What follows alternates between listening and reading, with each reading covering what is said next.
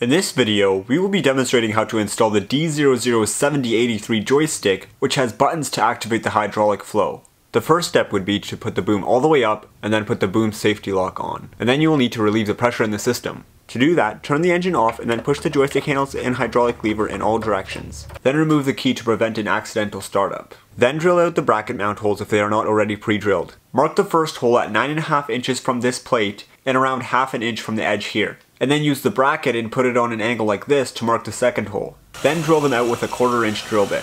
Using a hoist, hook up the fuel tank and then without removing them completely, loosen these 2 bolts. But do remove these 5 bolts completely. We recommend that you drain some of the fuel so that the fuel is below the return line before doing this. Die grind around this bolt hole a bit to ensure for a good ground later. With the valve and the vise, install these fittings and the bracket. Install the bracket to the frame. Then put an oil catch can at the bottom along with some rags. Remove this plug back here on the boom valve using a 12mm ratchet wrench with a shallow H12 hex bit socket.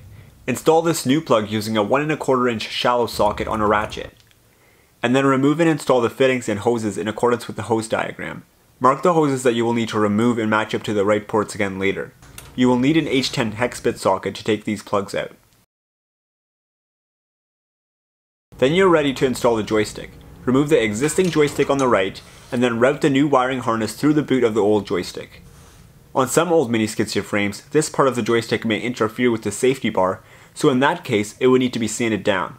Use a vice grip and channel locks to insert this pin slightly. Next, grab this rod and thread it in. Use a screwdriver like this to tighten it all the way and make sure the hole is facing the operator before tightening the nut. Route the wire harness through. Then put the rubber boot on and put the joystick over the rod. Line up the holes and use channel locks to insert the pin completely. Put the rubber boot over the joystick. Route the wires to the valve and attach the ground wire to this bolt. Put the rubber seals on these electrical plugs and then install them. It doesn't matter which one goes where. Route the red wire through this grommet to the positive terminal strip on the main panel. Then to test the joystick, you can turn over the ignition and press the buttons on the joystick. Watch these plugs, and if they both light up when you go from one button to the other, then the wiring is done correctly. You can then tighten up the tank bolts again.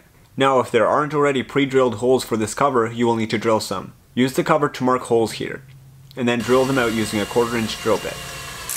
Install the cover and you're done.